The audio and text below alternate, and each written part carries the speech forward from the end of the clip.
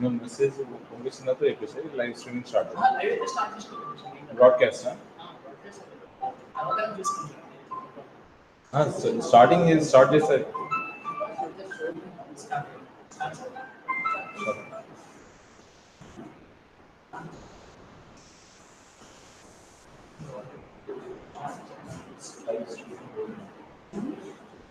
I just wish children and then we'll start.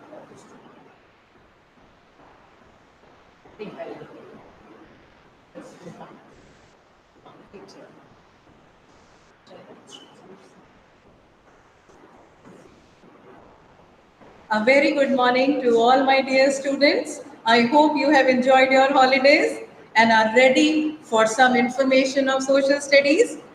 Are you all having your notebooks and pen with you? Very good. Shall we start? Before I tell you the topic for today, I would like you all to see one video.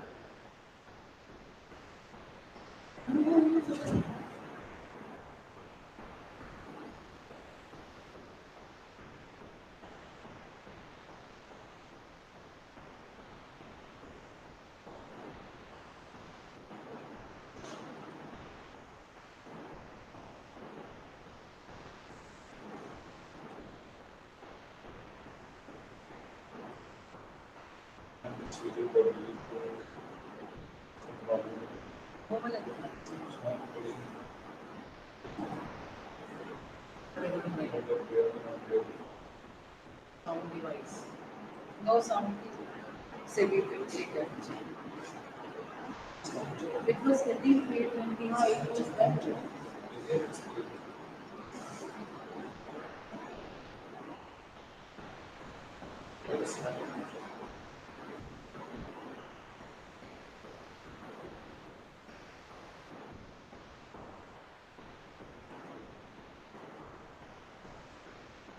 Not this one, not this one. So big thing is sitting on paper.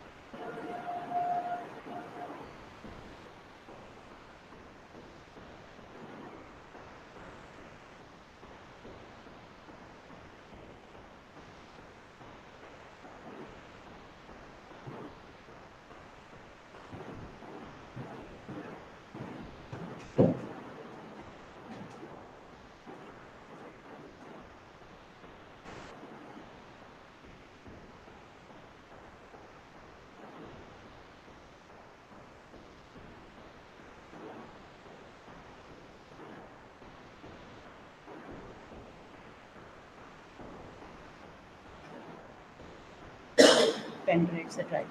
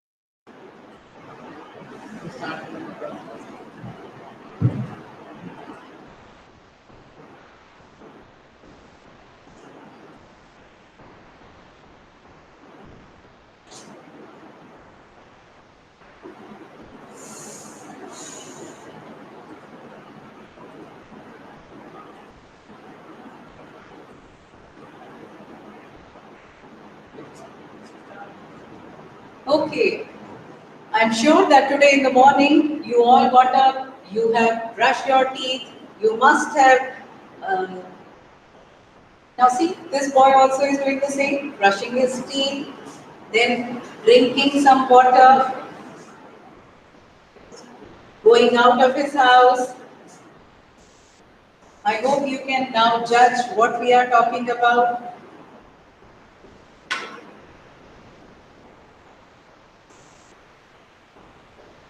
Yes, we are going to talk about water today.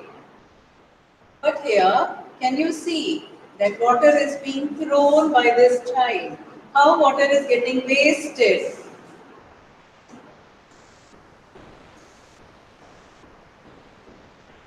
The water table is going down because of the excessive use.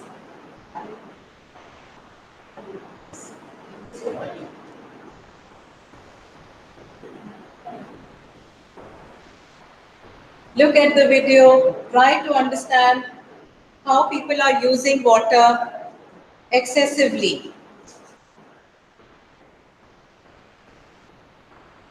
Here we can see that water is used for all kinds of purposes in our daily life.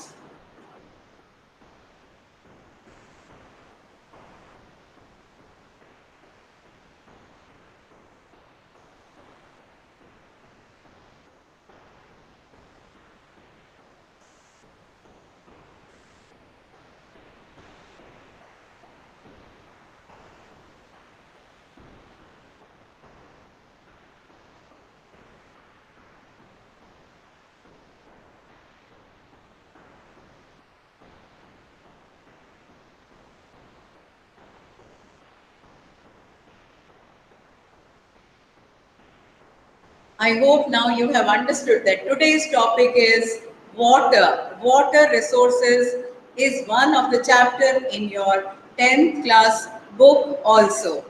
Children, see,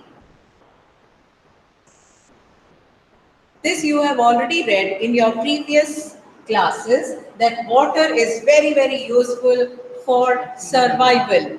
Without this, we cannot even imagine our lives.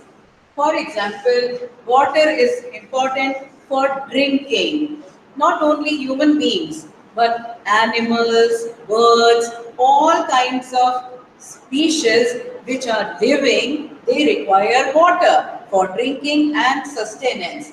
We require water for cooking also, cleaning, washing our utensils, clothes, our own body.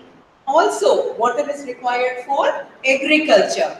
Agriculture, as you know, is very important for survival also. Without food, how we live? So therefore, water itself is very, very important.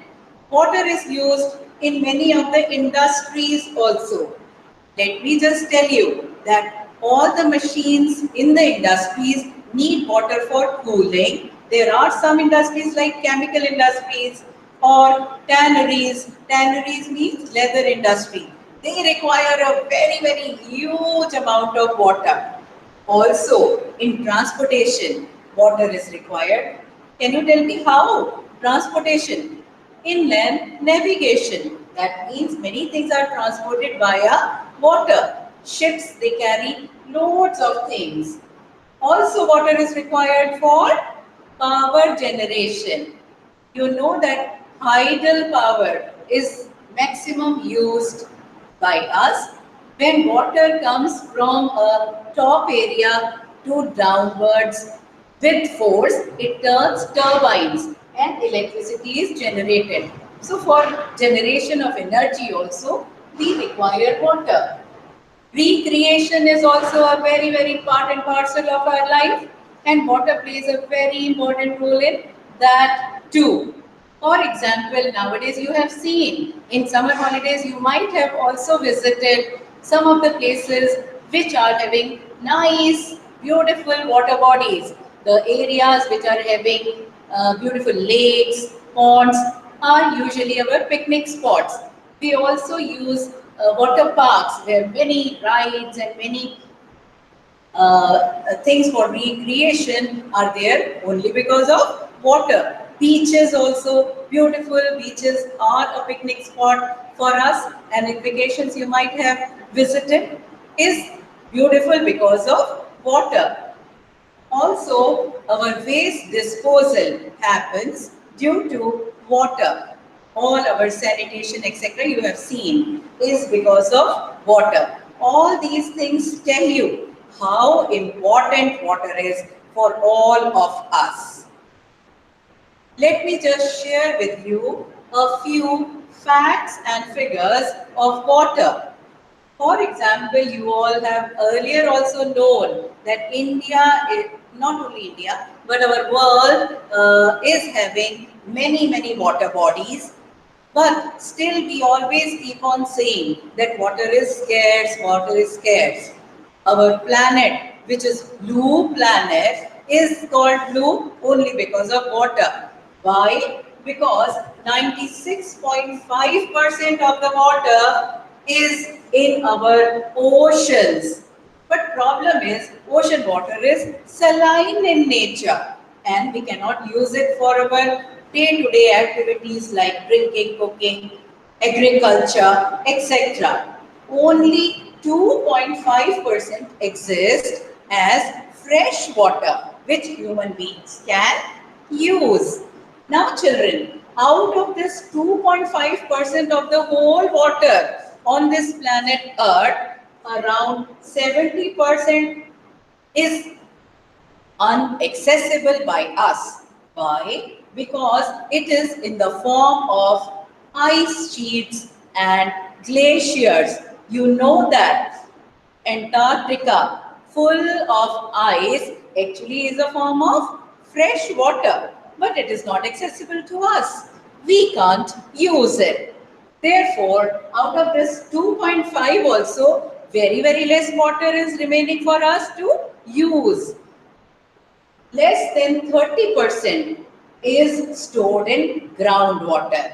Now, children, understand very clearly that groundwater is the fresh water which we use for drinking, irrigation, and all our human activities. Groundwater you have seen in your own houses and flats. You are having bore wells. So we are pumping this groundwater because it is fresh water.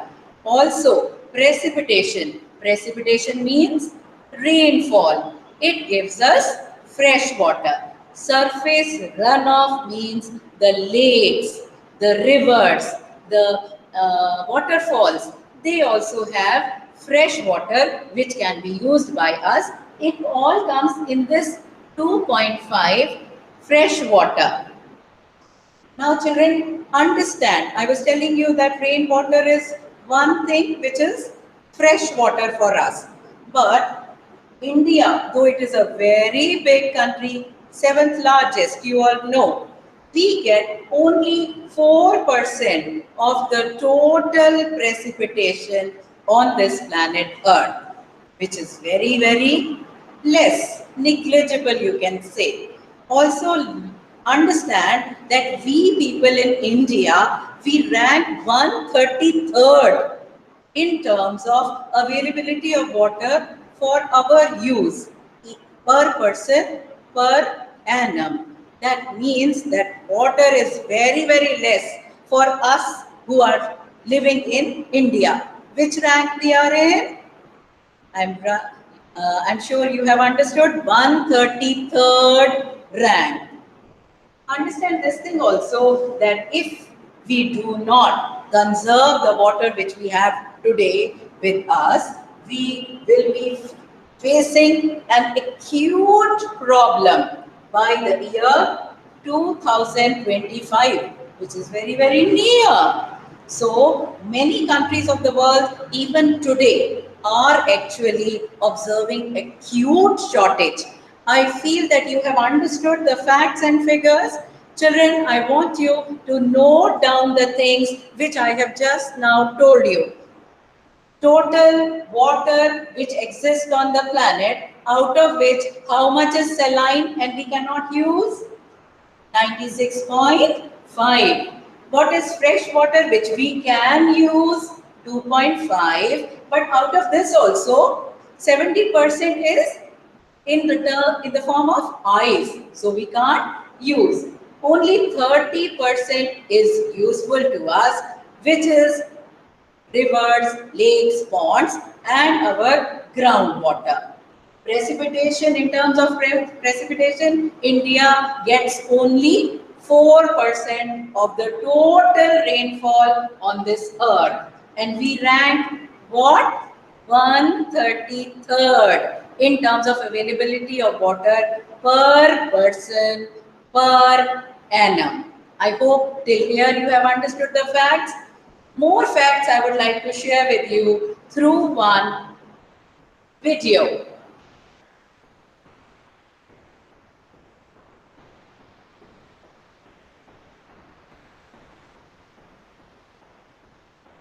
As you know that the video is not playing now, I will be sharing that video with you later on. You can see.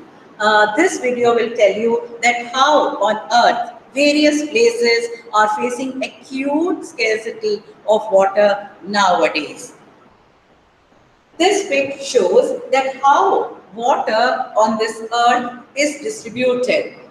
For example, one pic shows that ocean water which is there, and ocean water is also important for us because of the aquatic life it has, the aquatic plants it has. They are nowadays very, very good for our health. So even ocean water, which is saline in nature, is giving us lots of salts and chemicals which are used by us. Also glaciers, snow-covered mountains, and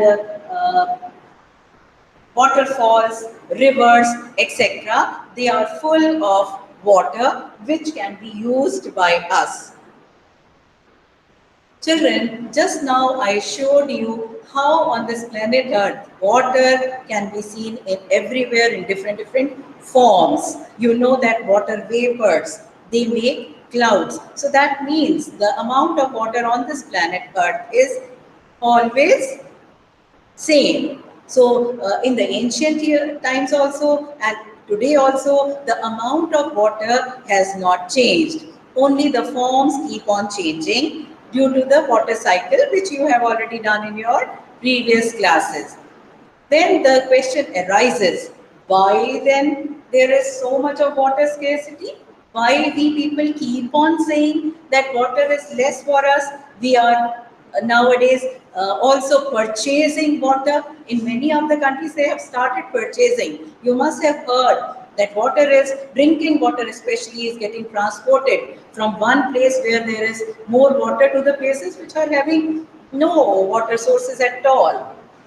The first reason can be variation in seasonal precipitation or annual precipitation.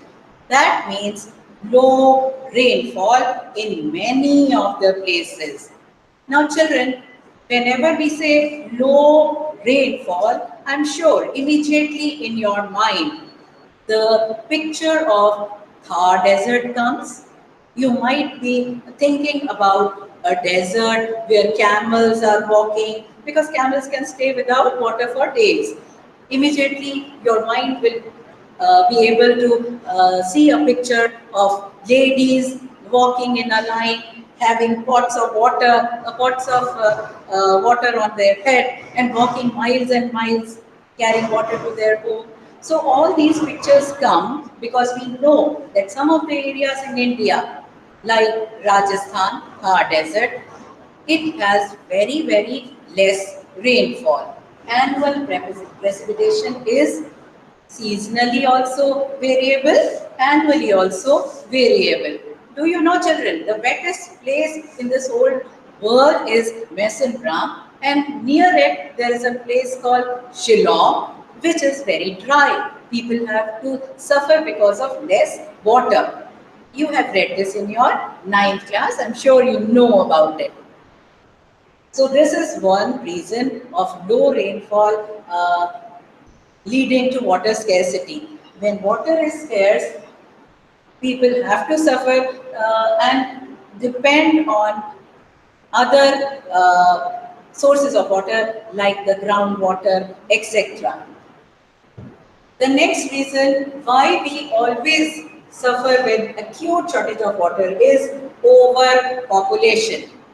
As times are going by, more and more population is there. Increase in population is happening in India every year. Also, because of this population, we need more water for growing crops, more water for industries, more water for our domestic purposes. So because of overpopulation, demand of water has increased. And when demand is more and supply is less, we always face what? Scarcity of water. Today, children, we have Ranjani ma'am also with us. I would like Ranjani ma'am to come and explain to you how water is scarce and is also affecting our agriculture, or the other way around, how over irrigation has led to water scarcity. Please, ma'am. Morning, children. I'm sure you're all back after the vacation with a lot of energy to get back to your academic areas. Now, ma'am has already told you why water scarcity. Few reasons she has already explained. Let me come to the very important aspect. India being an agricultural country, our economy depends a lot on agriculture. Come the month of March, the Met Department starts working on predicting the amount of rainfall, how the rainfall is going to be, because all of us are worried about its impact on the economy of the country. If you already done that, with increase in population, there's always a greater demand for food grains. How do we increase our food grains then? You all know that you've done something in last year's chapter. Can you tell me something related to agriculture and economics? First chapter, Palanpur. Right, I'm sure you all remember something called in the 1960s, introduced called the Green Revolution in order to increase our agricultural productivity. This Green Revolution required something called HYBCs. And you all know the impact of HYBCs is more water required to cultivate this. And where do I get my more water? Either through the irrigational sources, which has been developed by the government of India, or if not, I pump out from my groundwater resources, which is easily available to me. The result is the groundwater has been depleting at a very fast rate. Now the population and availability of water on one side has also led to something else. It has increased the land area under cultivation because again we need to meet the demands of our population.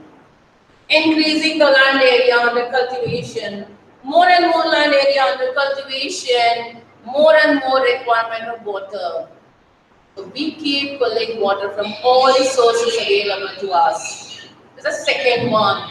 One I told you, the Green Revolution, HYBCs, demand of water has increased. Second is the area under irrigation has increased. So cultivable land has increased, resulting in putting lot of pressure on the groundwater resources. Third, not only more land under irrigation, we have started practicing something called dry season agriculture, which is we try to grow crops not only during rainy season, but also on all those times, even when direct rainfall is not there, we try to get water from various sources and we cultivate our land 2 to 3 times a year, putting more and more pressure on water resources. So what are the 3 areas agriculture is affected or put pressure on our water area?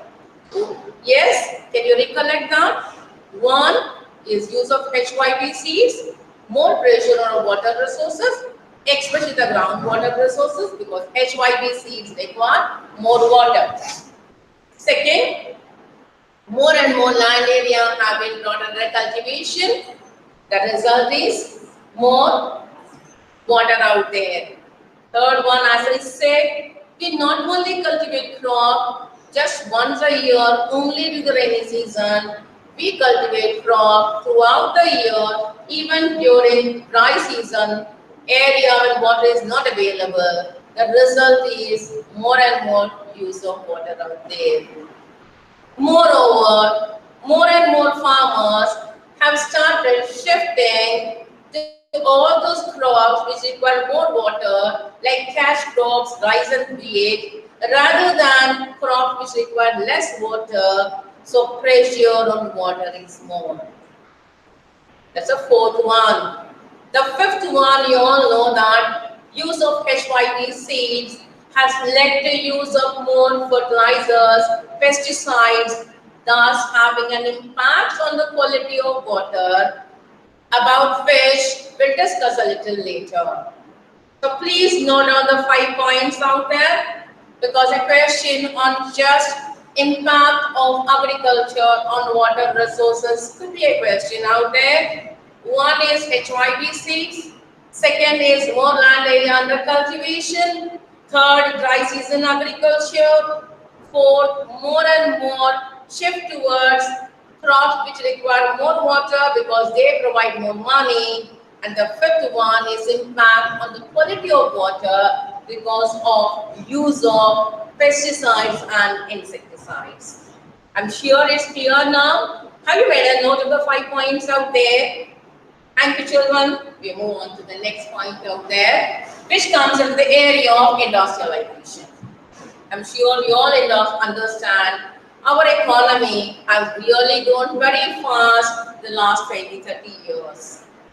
More and more industries have started production out here. We have more and more MNCs coming in.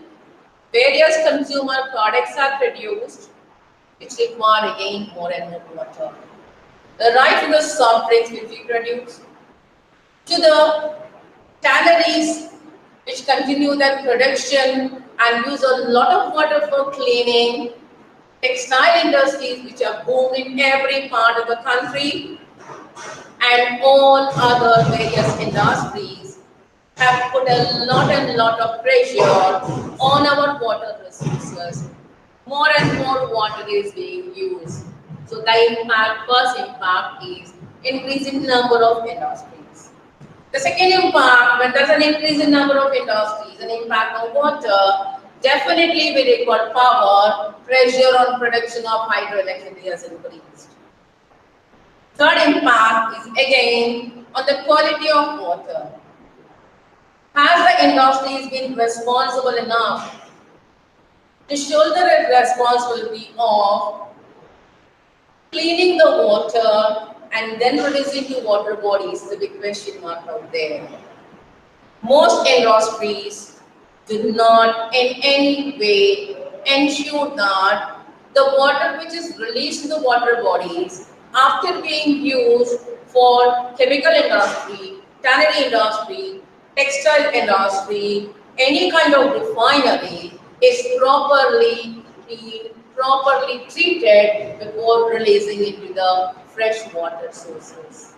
So that again has an impact on the quality of the water as well as the quantity of the water. Can we continue to exploit our water resources like this? A time to ponder. So I have done the area of agriculture and industry 3, pressure on water resources, use of water for production of hydroelectric power, and impact on our freshwater resources because of letting in of untreated water by the industries. Right, children? I would ask Charu ma'am to take over from me and explain the other aspects which has given rise to water scarcity. Thank you, Ranjini ma'am. So children, we are now on to the next point, urbanization. How urbanization has also led to water scarcity. I hope every one of you know the meaning of the word urbanization. Urbanization means that now in India, we are having more and more urban areas, towns and cities which are using lots and lots of water. Now children, how urban areas use more water than rural areas? Can you guess? Can you tell me? Let me just tell you. For example, in urban areas, all the houses nowadays are having so many taps in their house. So they are having lot of access to water. So they are using water in a indiscriminate way. They waste a lot of water. Due to urbanization, more and more gadgets in the houses are being used. For example, technology has given us washing machines. Do you know, children, washing machines use lot of more water than if you don't have a washing machine and uh, wash your clothes. Similarly, dishwashers, they also use lots and lots of water for utensils. Nowadays, people who are rich, they have jacuzzis in their houses. Most of the houses, they have showers. All these things, they were never there in the villages. So due to urbanization, due to more technology, we are using more and more water. When we use more water, definitely water becomes scarce and it leads to scarcity. Let us now discuss the next point, unequal access to water. The rich people, children, they have access of money, they can buy money and they get money. But what about the poor people? You must have seen that in India, most of the people, they line up near the municipal taps and then they fill water. They also have seen, you must have seen that they line up near the tankers which supply drinking water. Why this is happening? Because here in India, there are so many people who are poor people. They do not have access to even drinking fresh water. Children, you must have read a chapter in your economics class 9, poverty. That chapter was included in your course so that you can understand that what are the problems of the people who are poor and they do not have the access to the basic necessities of life. Because so many people do not have the access, therefore, definitely in the newspapers, in the magazines, you have read that water scarcity is affecting all the people in India. Last but not the least, water is also scarce because whatever fresh water we have been polluting it all these years. Now see children, in the beginning of this chapter, I was telling you that lakes and ponds, they have fresh water which we can use. But can you use the water which is in your lake in Hyderabad? Why can't you use it? Because it is so polluted. Water pollution is one reason that the quality of water has become so bad, we cannot use it. And this has led to water scarcity. All the factories, as Ranjani ma'am had already said, the industries, they use water, but that water is then thrown. It cannot be reused. Also children, let me tell you the tanneries which and the chemical plants which they are using water, it becomes so dirty. It has that pungent smell. You can't reuse it unless and until it is treated and India is a poor country. Many people do not have in their factories those treatment plants. So the wastewater is just thrown in the water bodies, and the water bodies totally become impure. Also, the irrigation which we are doing, because of that irrigation, the pesticides are mixed in that water, they seep in the ground, groundwater also becomes impure and we cannot drink it. This is leading to fresh water scarcity again.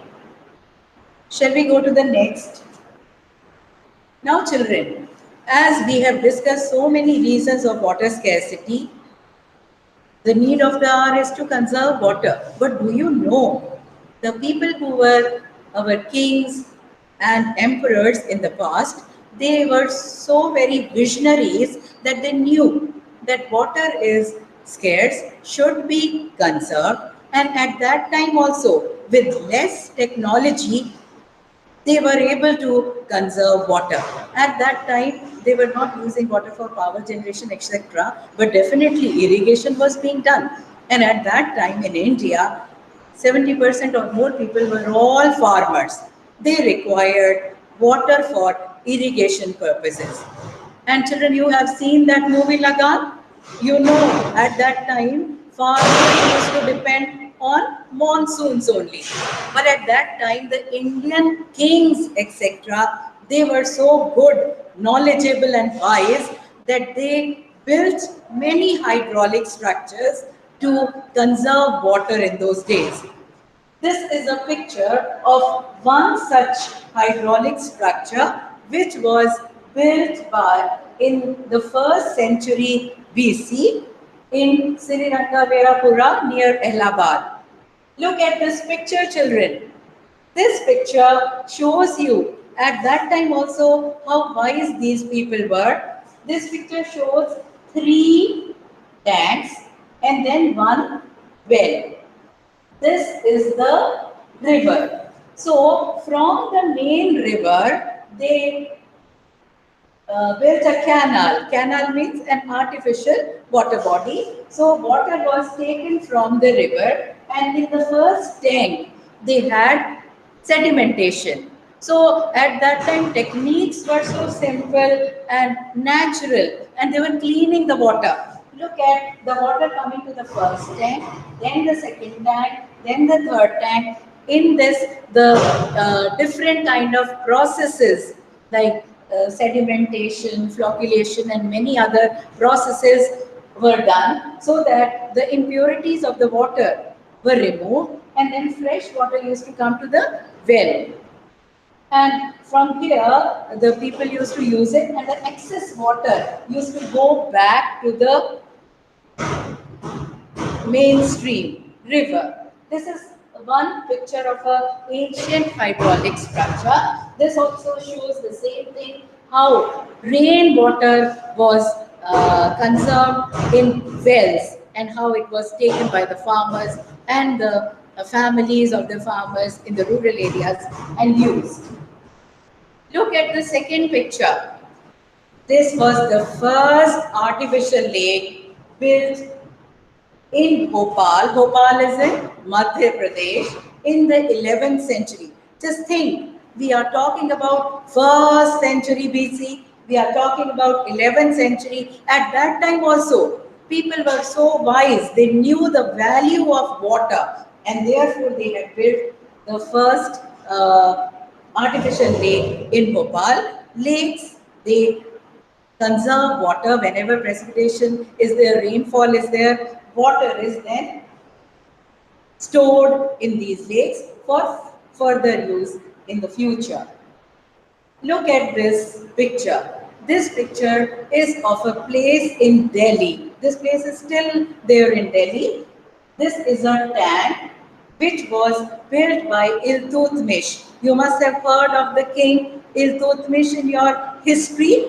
This was built in the 14th century by Iltutmish, and this tank was also collecting rainwater, which was later supplied in the Siri fort area.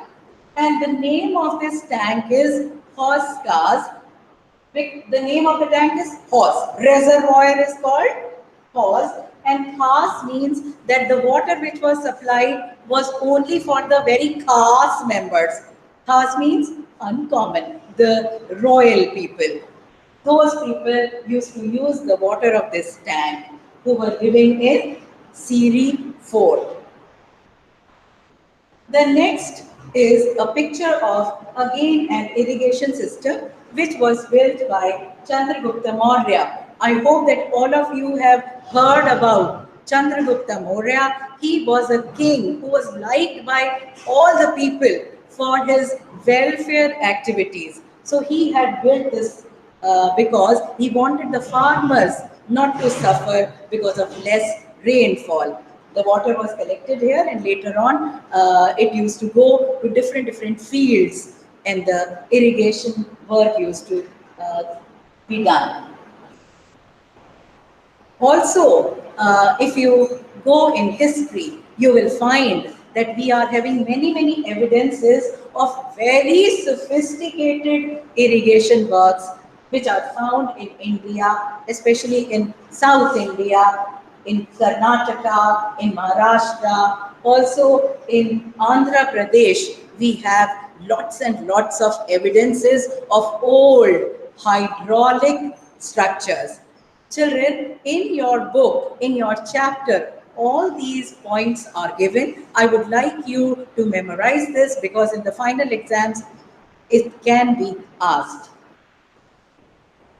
Let us go to the next slide. Now, children, we have discussed that water is scarce for us. Fresh water is very scarce for us, and the need of the hour is to conserve water. We can do it by building dams. And children, do you know, today's dams are no more called dams. They are called multi-purpose projects. Why multi-purpose projects? Because they do many activities, not only conserve water, but the water is used for various purposes. Let me just read out the points first. Water is used for irrigation. Water is used nowadays for hydroelectricity generation. Water is used for inland navigation. Navigation means with the help of boats, ships, etc., we transport things and human beings. Next is flood control. Just let me tell you, flood is controlled by dams because all the excess water of the rivers that is conserved in the reservoirs, and therefore water does not overflow the banks of the rivers, and therefore they do not lead to floods. Next is recreation. We have already spoken about how water is useful for us, how we go for picnic near the water bodies, etc., etc. Another use of water is fish breeding. A large population is dependent on water because their livelihood is to sell fish, and therefore fish breeding activity also can be done only if there is fresh water. Fish, yes, you can catch from the ocean also, but rivers also are used, or reservoirs and the dams are used for fish breeding. Also, the water which is conserved in the reservoirs of the dam is used by the domestic areas. In the houses, we get water supply from there. In industries also, water supplies go from here. I hope, children, till here you all have understood. So let me just give you a few questions which you need to learn and write in your copies. From the first few slides where I have discussed about facts, multiple choice questions can be asked. So please read those. They are given in your textbook. A few more questions I'll give, which you can just jot it down in your copy. Explain the reasons for scarcity of water. So you have to write the subheading and then explain the reasons. Next is the ever increasing number of industries have exerted pressure on freshwater resources. Explain the statement. Shall I repeat? The ever increasing number of industries have exerted pressure on freshwater resources. Explain the statement. Next question is also a statement. The bad quality of water has led to water scarcity. Bad quality of water has led to water scarcity. Justify the statement. You have to write the reasons how water has been polluted. Next one, explain the ancient hydraulic structures of India. And one more, last. Why did Jawaharlal Nehru call the multi-purpose projects as temples of India? The answer is this. Jawaharlal Nehru called multi-purpose projects temples of modern India because they are used in so many ways. I hope this was a class which you liked and you must have learned. We'll be also putting one MCQ worksheet for you, which you need to do. Thank you. Have a nice day.